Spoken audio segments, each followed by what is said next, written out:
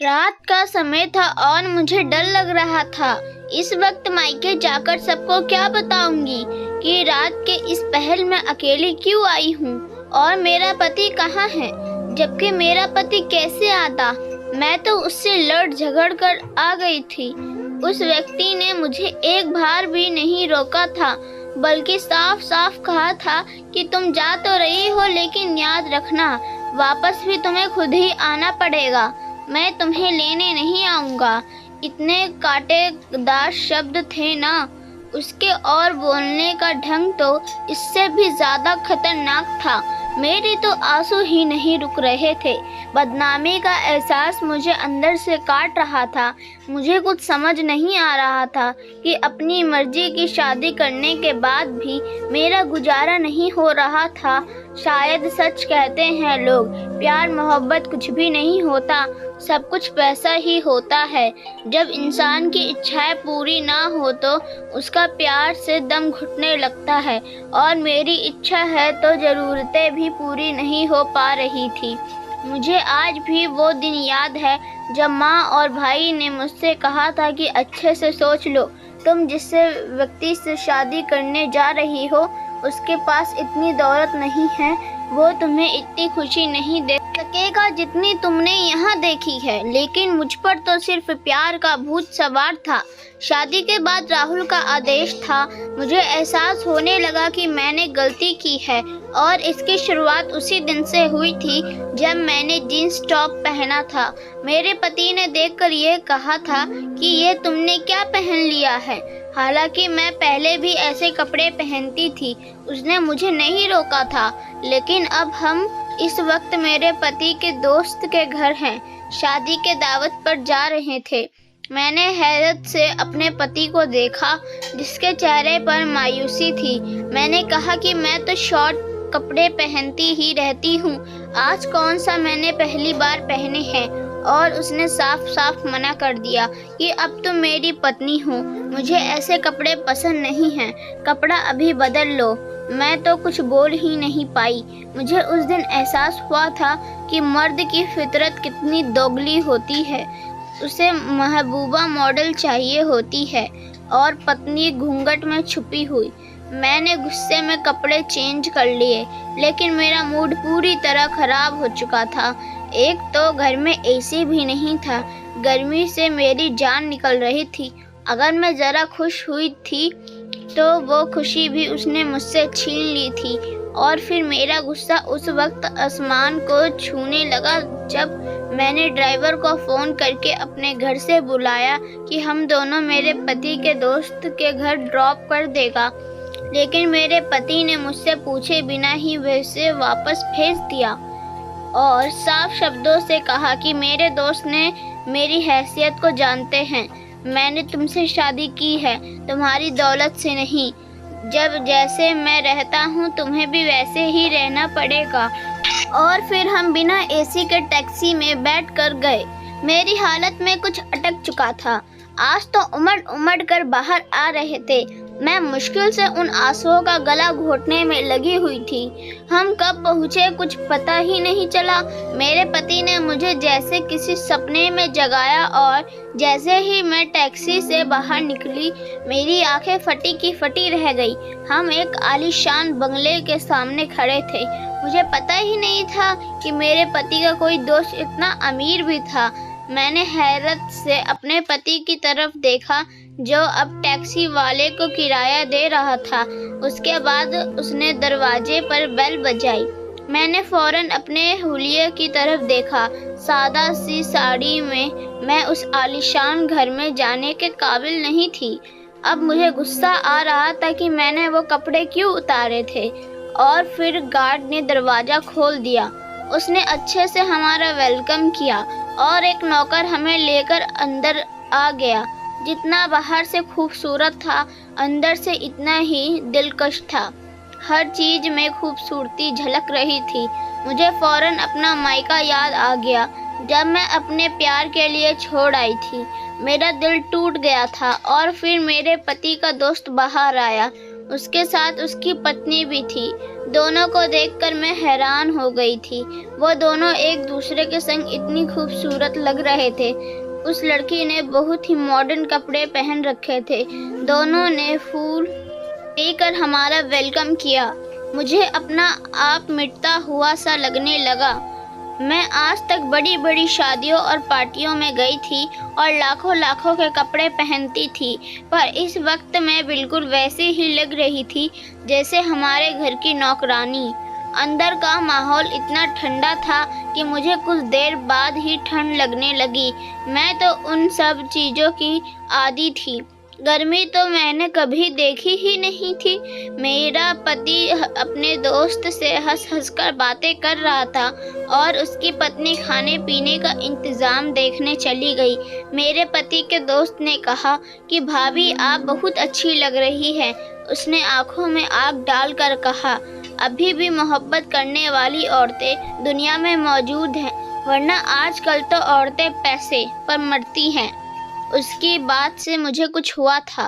मैं चुपचाप बैठी रह गई। एक खुशगवार माहौल में हमने खाना खाया। मेरे पति का दोस्त थोड़ी थोड़ी देर बाद उससे बातें कर रहा था। वो कह रहा था कि मैं कितने दिनों से आप लोगों की दावत करना चाहता था, लेकिन आपके पति के पास टाइम ही नहीं था। और फिर मैंने अपने पति की तरफ देखा जो खामोशी से खाना खा रहे थे। मुझे महसूस हुआ कि जैसे वह जानबूझकर मुझे यहाँ नहीं लाना चाहता था। मेरे पति के दोस्त की पत्नी बिल्कुल किसी रोबोट की तरह थी।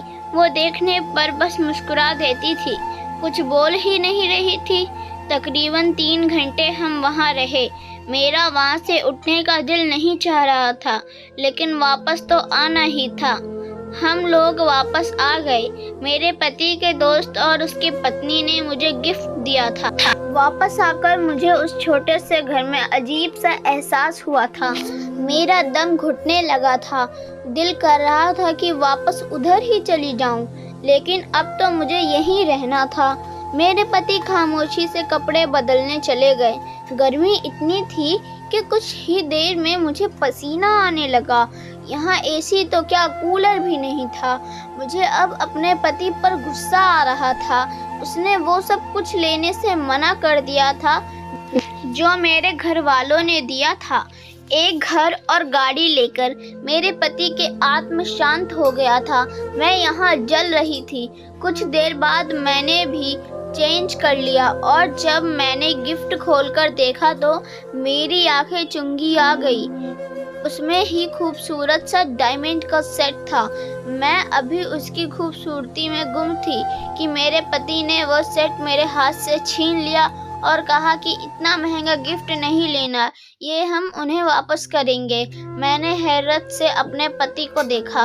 उसके चेहरे पर गुस्सा था। मैंने सेट में ही फेंक दिया और सोने के लिए लेट गई, लेकिन गर्मी इतनी थी कि सोया नहीं गया, जबकि मेरा पति थोड़ी देर बाद ही सो गया था। उसे आदत थी ऐसे रहने की, जबकि मुझे नहीं थी। और फिर हमारे झगड़े बढ़ते गए। मुझे महसूस हुआ था कि मेरा पति बड़ा अजीब और संकी सा था। उसने मुझे जॉब करने से भी मना कर दिया था, ज़रा कि मुझे बहुत अच्छी जगह से ऑफ़र हुई थी।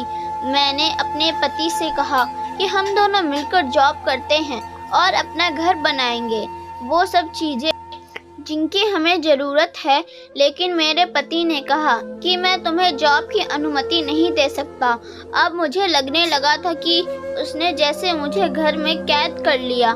जब पागल हो रही थी, मुझे छोटी छोटी ज़रूरतों के लिए पैसे चाहिए होते थे जो मेरे पति के पास नहीं थे। कभी बिजली नहीं होती तो कभी पानी बंद हो जाता था। 4 दिन में ही मेरी अक्ल ठिकाने आ गई। मोहब्बत का भूत मेरे सर से फौरन उतर गया था। मैं तो अपने भाई से भी कुछ डिस्कस नहीं कर सकती थी। उसने पहले ही मुझे इस शादी से मना कर दिया था। और फिर उसी दिन मुझे माँ का फ़ोन आ गया। वो मुझे बता रही थी कि भाई और भाभी घूमने गए हुए थे। मेरा दिल दुख रहा था। भाई ने भाभी को अपनी मुट्ठी में किया हुआ था। वैसे तो भाभी बहुत अच्छी थी, लेकिन मेरा भाई उसकी मर्जी के बिना कुछ नहीं कर सकता था। मुझे नए कपड़े की ज़रूरत थी। मेरे पास कपड़े के कम जोड़े थे। मुझे कुछ कपड़े खरीदने थे। मैंने बातों बातों में माँ से कहा था, तो उन्होंने मेरे अकाउंट में पैसे भेज दिया और मैं खुश हो गई। फिर मैं फ़ौरन शॉपिंग करने चली गई, लेकिन जब वापस आई तो मेरा पति घर आ चुका था। उसने गुस्से से पूछा कि तुम मुझे बताए बिना कहाँ गई थी। मैंने साफ साफ कह दिया कि शॉपिंग करने गई थी और मुझे डर भी लग रहा था। मेरे पति ने पैसों के बारे में पूछा तो मैंने कहा उसकी माँ से लिए हैं। इस पर उसने अपने जबड़े बेच दिए। मैं जानती थी कि उसे गुस्सा आया था, लेकिन ये मेरे पैसे थे, उन पर मेरा हक था। वो घर से निकल गया। रात को आया तो उसके हाथ में कुछ कपड़े थे। उसने वो कपड़े मेरी तरफ फेंकते हुए कहा कि ये किसी भिखारी को दे दो। मेरा दिमाग बिल्कुल खराब हो गया। मुझे अपने पति पर पागलपन का असर लग रहा था। मैं भी चुप ना रह सकी और मैंने कहा कि तुम पागल हो गए हो क्या? अगर तुम्हारा बस चले तो तुम तो मुझे यहाँ सांस भी ना लेने दो। मेरा यहाँ दंग उठता है। मेरी माँ के पैसों पर मेरा हक है। वो भी गुस्से से बोला, तुम ही मुझसे शादी करना चाहती थी। मैंने तुमसे कुछ छुपाया नहीं था। और मैं रोने लगी। मैंने वो कपड़े उठाए जो मैं खरीद कर लाई थी। जब मैं कमरे से निकलने लगी, मेरे पति ने पीछे से कहा कि जा तो रही हो, मगर आना भी खुद ही है। और मैं पता नहीं कैसे अपने घर तक पहुंची थी। मैं आते ही अपनी माँ से लिपट कर रो पड़ी। उन्होंने पूछा कि क्या हुआ है, पर मैं कुछ नहीं कह सकी। मैं चुपचाप अपने कमरे में आ गई। मुझे अपने पति से नफरत महसूस हो रही थी। मेरी मोहब्बत जैसे मर गई थी। अपने कमरे में एसी के साथ मुझे अच्छी नींद आई थी। अगली सुबह भाभी ने मुझे आकर उठाया था। वो मुझसे शिकवा कर रही थी, हम भी रात को ही आए हैं। अरे भाभी से फ़ौरन पूछा कि भाई आपसे इतनी मोहब्बत कैसे करते हैं, वो आपकी हर बात कैसे मानते हैं। यह सुनकर भाभी के चेहरे पर साया सा लहराया। फिर उन्होंने कहा कि ये तो औरत के नसीब की बात है। किसी को सब मिल जाता है और किसी को सब मिलकर भी कुछ नहीं मिलता। मुझे उनकी बातों पर हैरत हुई। उन्होंने मुझे कहा कि अपने पति के साथ हमेशा वफादार रहो। बस यही एक रास्ता है जिससे पति का दिल जीता जा सकता है। और मैं सर झुकाए बैठी रही। किसी ने मुझसे कुछ नहीं पूछा। पूरा हताश हो चुकी थी। अपने मायके आए तब न मेरे पति ने फ़ोन किया था न मैंने। मैं यहाँ बहुत सुकून में थी। ससुराल के बारे में याद आते ही मेरी आत्मा कांप जाती थी। कभी कभी वो जाली व्यक्ति याद आता था, क्योंकि मैं उससे मोहब्बत करती थी। और फिर पूरे एक हफ्ते बाद मुझे एक अनजान नंबर से फ़ोन आया। मैंने वो आवाज़ पहचान ली थी।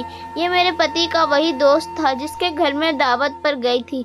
वह फिर से घर बुला रहा था। कह रहा था कि उस दिन कुछ ज़रूरी बातें रह गई थी और शायद उसे भी अब का पता चल चुका था कि मैं अपने घर आई हुई हूँ। मैंने बिना सोचे समझे हाँ कर दी और अगले दिन में बताए गए टाइम से पहले ही अपनी लंबी गाड़ी में बैठकर वहाँ पहुँच चुकी थी। अंदर खामोशी सी थी, कोई भी नहीं था। कोई है? मैंने पूछा और फिर मुझे एक आवाज़ सुनाई दी, दरवाज़ा खटखटाने की आवाज़। तभी मुझे एहसास हुआ कि आवाज़ किचन के साथ बने कमरे से आ रही है। मैंने जाकर दरवाज़ा खोला जो बाहर से बंद था। अंदर का मंजर देखकर मेरी आत्मा कांपने लगी। मेरे पति के दोस्त की पत्नी रस्सियों से बंधी हुई थी। वह बहुत जख्मी थी। मैंने फ़ौरन उसका मुंह खोला और फिर उसने कहा कि यहाँ से भाग जाओ, वह व्यक्ति जानवर है, तुम उसके जाल में मत जाओ, यहाँ से भाग जाओ यहाँ से। और फिर उसने मुझे जो कुछ बताया था वह बहुत भयानक है। वो अमीर आदमी है, दरअसल एक स्मगलर और साइको किलर था और वो अपनी पत्नी को रोज मारता था। पुलिस उसके पीछे पड़ी हुई थी। वहाँ से मैं अपने कमरे में आकर जैसे बेहोश हो गई। मैं बुरी तरह से डर गई थी। मैं अपने भाई को बताना चाहती थी ताकि वो उस लड़की की मदद करे। भी मुझे अचानक उनके कमरे से बाहर भाभी के रोने की आवाज़ आई। भैया भाभी पे चीख रहे थे। मुझे आज समझ आ गया था कि सब मर्द ऐसे ही होते हैं। मुझे अपने पति की याद आई जो मुझसे मोहब्बत करता था, बस उसके पास पैसा नहीं था। मेरा दिल किया कि मैं यहाँ से भाग जाऊँ। होते ही मेरा पति मुझे लेने आ गया, लेकिन मुझे उसी के साथ जाना था। वो मेरा रक्षक था। घर से बाहर निकली तो हैरान हो गई। बाहर एक चमकती गाड़ी थी। मेरे पति ने बताया कि ये गाड़ी उसे ऑफिस की तरफ से मिली है। उसने मुझसे माफ़ी मांगी और मैं रो ही पड़ी थी।